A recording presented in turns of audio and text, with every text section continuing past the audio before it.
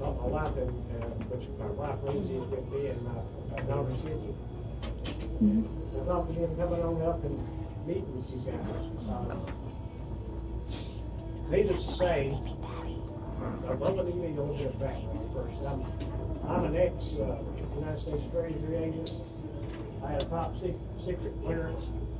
My specialty was with the Bureau of Alcohol and Firearms.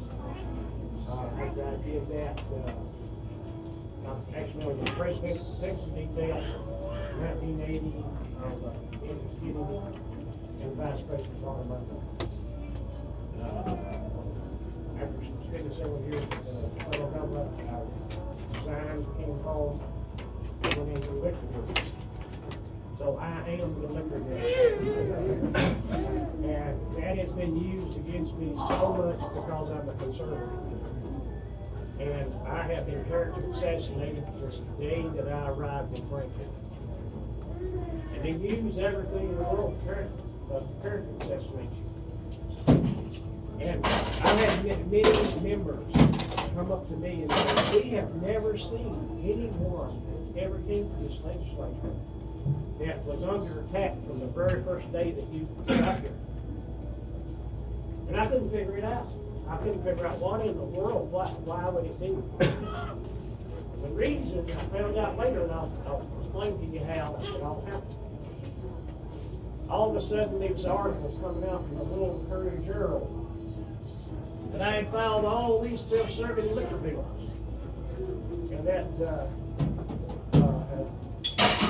liquor bills had been a thing about my vote, and a thing about owing people money that supposedly I wouldn't pay.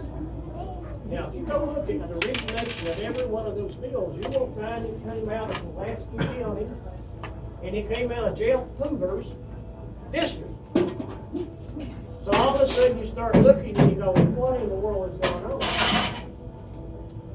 So I pretty much was in constant self-defense for the first year. And probably the first 10 months. Trying to survive based on all the things that were being said. Until our illustrious Speaker of the House at the time, it came out that he had been sexually harassing young ladies. And even, I'll tell you something that's going to come out, you haven't heard it yet, it's also sexual assault. There is a criminal charge. Well, when all this happened, the lady, the persons within the Speaker's office came to me. And they said, Wesley, you're the only one that will stand up against them. And we want to tell you the story. And that's the reason why we started tweeting on that Saturday from the start that Jeff Hoover needed to resign, and he needed to resign immediately. Because there was a lot of stuff in the background that other people didn't know that was going on. And when they came and set Brad Metcalf and Daisy Olivo was the head of the communications for the Speaker. She sat down with me and she said, Wesley, he's wanted you gone from day to day you walked through that door. He wanted you gone. And the reason why he wanted you gone is because of your personal relationship with Governor Matt Bennett. And he hates Matt Bennett. And because you are conservative and because you will never go along with what his agenda is. So, I could not believe it when I heard it. She told me that he is the person who planted in the Courier Journal the articles about self-serving liquor bills. He's the man who did it. He's the man who planted the thing about the houseboat and how I didn't pay property taxes on my houseboat. No one's ever been able to show me one property tax bill that I haven't paid. No one. But yet they put it in the paper and they make people believe things like that. So they were out to assassinate me from day one. And the reason is because they know I can't be corrupted and I will not go along with the deceit from the people that stay in the heaven.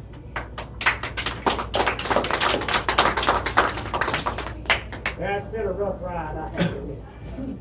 And it has, it certainly has not been a pleasurable ride up until probably the last, I'd probably say the last 4 or 5 months. Everything's got a lot better.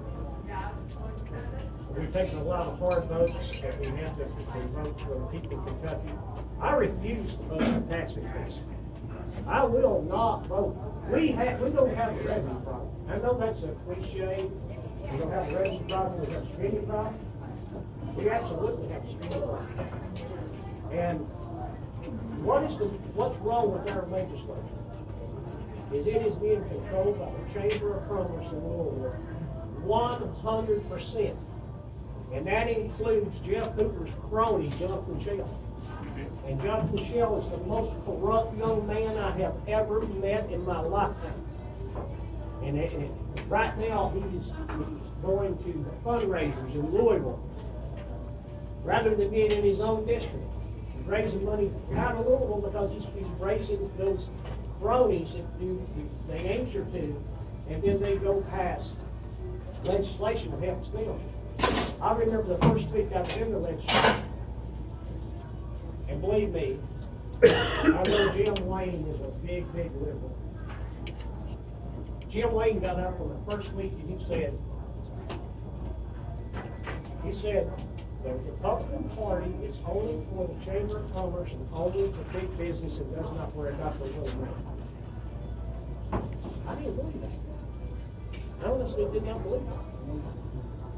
I thought to myself, well, that's not true. Republicans are for the common person. Or was I wrong? Or was I wrong? We have had Travis Burton, who is from Rockcastle County, who works for the Chamber of Commerce, who is Jonathan Shell's best friend. We've had him count in the Speaker's office for 2 years. And every time that a bill comes to that floor by that leadership, it has something to do with the Chamber of Commerce. I mean, every rotten thing you can possibly imagine. So I sit back here, and of course I've been ostracized. So every bill I file has no hope of making it to committee, let alone making it to the floor. So, this fight has to continue, but let me explain something to you. And I'm not going to give you a history lesson, but let me explain something. When we elect 100 members of the House of Representatives, each one of those members, I think Jim DeClacy's your? Yeah. Each one of those members represents approximately 45,000 people. So you have 100 members that each represent 45,000 people, and they all come together in Franklin. And guess what happens once you've all went out here and you fought, and you tried to change people, and you tried to get right the people that's going to do right for the people. Representatives is going to be right for the people. You try to get them in office. Well, then when you get to Frankfurt, it doesn't become about your 45,000 anymore. It becomes about those 100 people in that room. And then they gain up, of course, some's Democrats, some's Republicans, so we get split up to the majority and minority. And then what they do is they elect 5 members of leadership. Speaker, Speaker Pro Tem, Majority Leader, Caucus Leader, and Majority Whip. Those 5 people take absolute control over those 100 members of the House. And basically, those 5 people, they select every chairman of every committee. And you literally do not get to present anything that those 5 people don't approve. That system has got to be changed. Because what you're doing is you're wasting time. Listen, you can change. I'm the 81st district. You can vote me out tomorrow, vote in a new representative, won't change anything. It won't be the majority. What you got to start targeting is the leadership that's corrupt. And you've got to get that corrupt leadership out. When you do that, you'll start seeing changes, and you've got to demand that 5 people don't run the whole agenda. That the agenda really needs to be run like this. You need to have your chairmen. You need to have all bills related to those committees decided by the committee on what bills they're going to do. By a vote, a majority vote of the committee. Not one person, 2 people. Not the people who are putting in thousands and thousands and thousands of dollars. I actually learned this. Believe it or not, I learned this. I was told by an inside source in the Speaker's office that they had decided that there was 12 members of our caucus that was not going to be reelected. 6 that was a 50-50 toss-up. I was listed as a safe seat.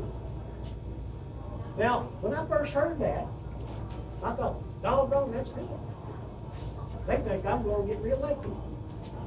Until I was advised by Mr. Thomas Massey yesterday. He said, well, that's an old trick in the book.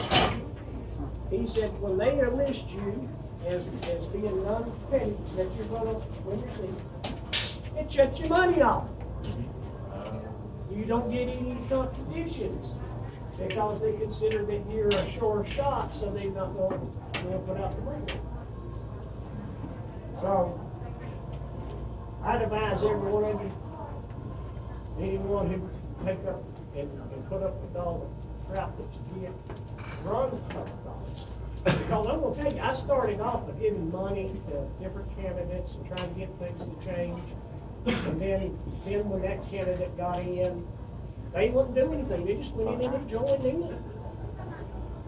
So finally I decided, well, if I'm going to make any kind of change at all, I'm going to make it by doing it myself. But I never dreamed that I would have the backlash and the intent raised towards me that I've had. I've had happen. But again, I've stood my ground, stood for things that's right, and I seem to have done a pretty good job of overcoming that. Also, I brought a list of the bills that I have.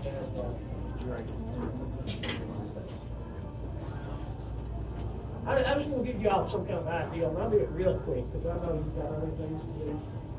But I'm going to tell you first about the self-serving liquor bills. Don't you understand this? The main bill in that self-serving liquor bill was I filed the bill, House Bill 154. And this is all done. Since early 1990s, we had, or the 1990s, we had a couple of large wholesalers. One from Miami and one from Atlanta come in and buy all of the distributorships in the state of Kentucky. Now, some people don't know this. When they bought all the distributorships, then they started making agreements like, let's use Jim Beam. Jim Beam, Southern Wine and Spirits, goes and makes a contract with Jim Beam that they will be the only one allowed to handle Maker's Mark in the state of Kentucky. The only ones you can buy it from. The same thing done, Southern Wine and Spirits went to Diageo, and done the same thing to all the Diageo brands, which includes Crown Royal. Crown Royal, at the time they come in and started doing this, was selling for $9.99 bill. It's $29.99. So this wasn't a self-serving liquor bill, it was a consumer protection bill. That's the kind of stuff that they are praying how false that was. Let's talk about the houseboat. My houseboat. I had a arena, which again is in Mr. Hoover's district. chained my houseboat up on an alleged debt. That they said that that they had chained my houseboat up and keep me from getting my houseboat because I owed them some back slip rentals. I knew I didn't owe him any back slip rentals. But they had passed a law a couple of years before that. Chris Berger out of Pulaski County had passed a law that said that if you chain a boat up, if you have a debt for slip rental in arrears, or for repair bills that's not been done, or it's not been paid for, then you can hold the boat that you've been collecting. Now, that would be the same. That law would be the same as if I'm parked in a parking spot out there. And I walk in here and talk to you all. And I go back out to get my car, and my car's changed up outside the parking lot. And I go, what's going on here? Oh, we didn't tell you, but we're charging $500 an hour for this parking spot. That's how silly this law is. So, now my options are this. I leave my car there, chained up, or I go to court to get a court order to be released. So, we went to court. Now we got our boat back. And guess what? I wasn't in arrears. I was $1,800 overpaid. And now we were demanding that Marina pay us a year of their daily rate for holding our boat illegally. This is the kind of stuff that's going on. Now, when you go to talk to leadership about any of this, let me give you an example of that. I said, okay, we've got a real bad problem here because there's a lot of houseboats that's not paying taxes. That's absolutely true because if that's the way the law is set up. What the law is, or was, that if you register your houseboat, and when we bought our boat in 2004, I think we were told that if we registered with the Coast Guard, then you don't have to pay property tax. If you registered with the state, then you would have to pay property tax. That's what we were told. That's for 13 years. Okay? So we go, well, how in the world is something like this happening? So we go look at the law and find out that houseboats are the only thing in the state of Kentucky that does not have to register or be re-registered every single year. So, like you would get, you get a thing in your mail about it's time to go renew your car license. Now, if you've got a runabout boat or a pontoon or a jet ski or something, the same way. So you go down to the courthouse, take your little card, you pay your registration renewal, and you pay property taxes. So we find out this doesn't apply to houseboat. So Phil Moffitt and I filed House Bill 183 this session, and this is what it said. It said that houseboats will no longer be exempted from registering with the state of Kentucky, no matter where it's titled. Where it's titled to the Coast Guard, or whether it's titled to the state. You still have to register it the same way you would any other vehicle or any other boat. So guess what happens? Tommy Turner, another Pulaski County representative, they send that bill to his committee. So they get a fiscal impact statement from the Fish and Wildlife for whether or not that bill will hurt Kentucky tourism. Now, this is what's going to be shocking. This is going to be shocking. Any boat that is 5 tons or heavier, or 25 foot or longer, must be registered with Cusco. So we go to the Coast Guard and we say, give us a list. How many boats is there in the state of Kentucky that's registered with you? 5,100 boats in the state of Kentucky it's registered with the Coast Guard. There's no pay tax.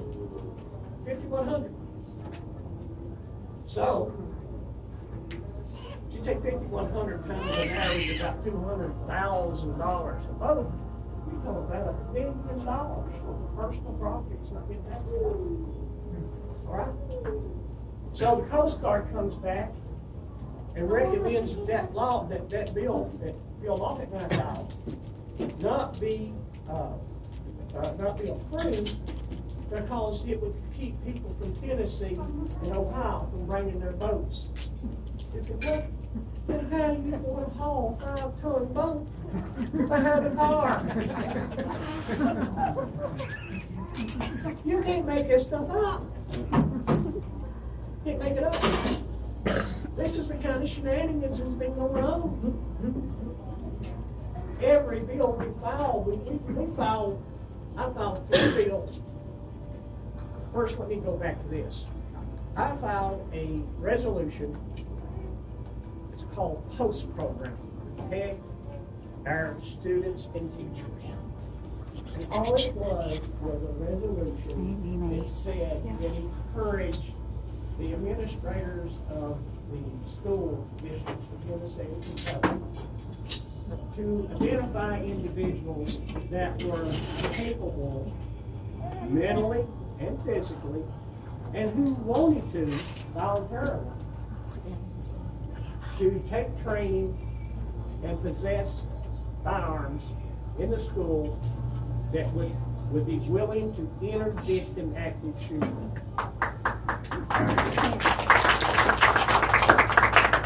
That's what we filed. You think that everybody hears?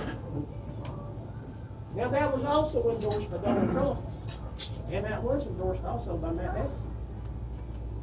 But they didn't want anything to do with that. And I told them, I said, there's absolutely, if we have another, we have children killed again in our schools, it's our fault, not anyone else's fault.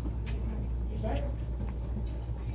But I also found out this because I've been seeing a lot of animal abuse and things like that. And I know probably some of you guys have been people torturing these little dogs and cats and stuff. So we wanted to pass some bills that would protect animals.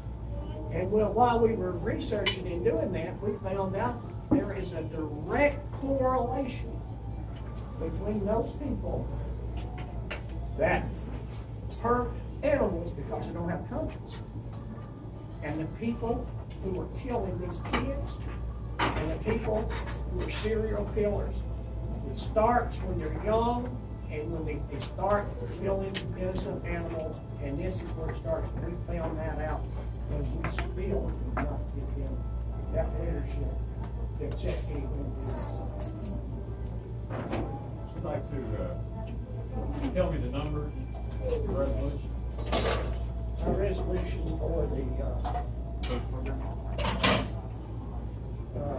House Resolution 176.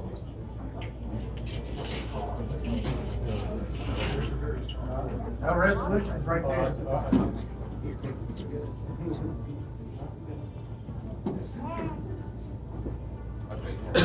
There's a summary. Urge the Board of Education trustees to allow teachers and personnel to carry firearms. That's the summary. And so y'all see what happened. It was introduced in the House. It went to the House Education Committee. It died. They sent it to Van Party to kill. Yeah. Oh yeah, he's one of my favorites.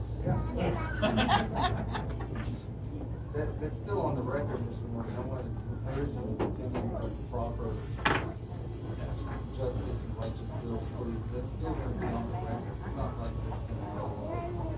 I've been doing this for 2 years. I can sit here and talk to you probably for 8 hours. But it's that bad.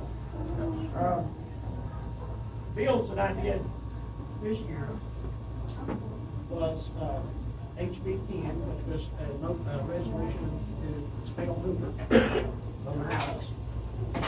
Yeah. They used every kind of shenanigans in the world to get around that. Well, it did pass the House. And they talk about Oh, HR 10, I'm sorry.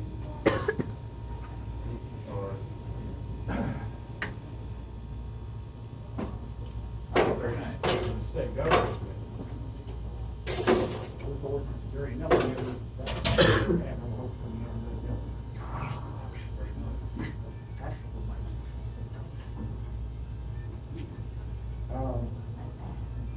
Also, again, HB 316.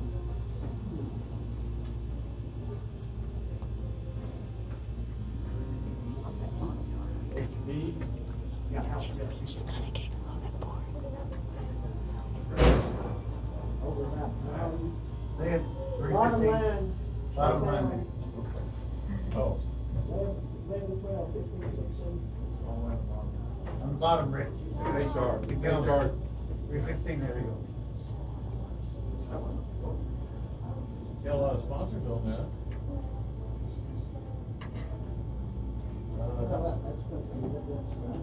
It's HB. HR means House Resolution. Right. I I don't see the number up here, though. What's 316? Is it 326, you mean? 316, I thought I missed the six. Was it 326? Was it a water sewage bill they turned into the budget? No. Let me I- get You it. can't make this stuff up. Leave us. Let me You get know. it.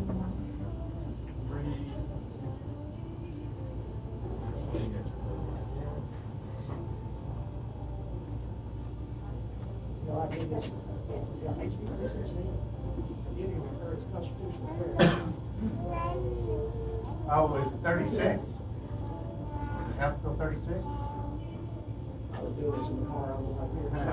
Yeah, you might accidentally put a one. It Maybe happens it's to all of 36. us. Maybe it's 36. Yes. Yeah. Yeah. Oh. All this really done said that anyone that you can carry as far as being a licensed CC credit permit can do it without a CC credit permit. Because number one, you've got a Second Amendment to the Constitution. What other amendment to the Constitution do you have to go down to your government and pay them a fee in order to exercise your right under the Second Amendment? There's nothing else. In fact, I had that argument with a liberal talking about the First Amendment. I said, okay, well, maybe we just start charging you $100 to go down so you can suppress your First Amendment. Well, that's not right. No, that's Got it figured out. We all, our group and several other groups have been, proposed to one that you might be interested in is House Bill 54.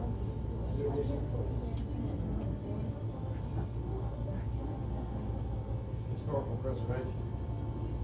All I was doing was introducing the bill, these simple edge, and right down all the captions. And, you know, we have the reenactment of the Battle of Richmond every year. And, you know, if this stuff doesn't stop, then there's going to be an end to stop doing anything related to historical facts, because really what they want to do is they don't want to go back and look at history. They want to forget it. They want to rewrite it. Here's the problem though. When you forget where you came from, you will repeat what you have done.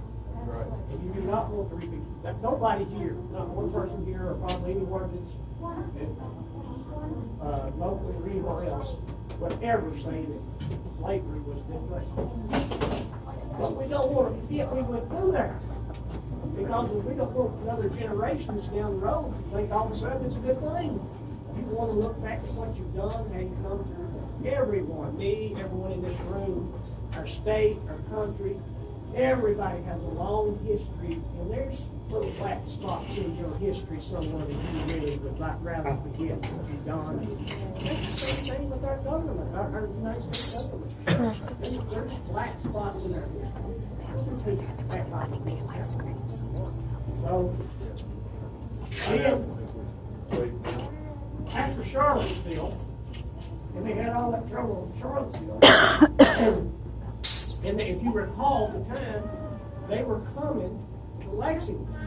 And I had a lot of calls and stuff that people was concerned, so I filed, House Bill 53. You'll bring it up? 53, Rick.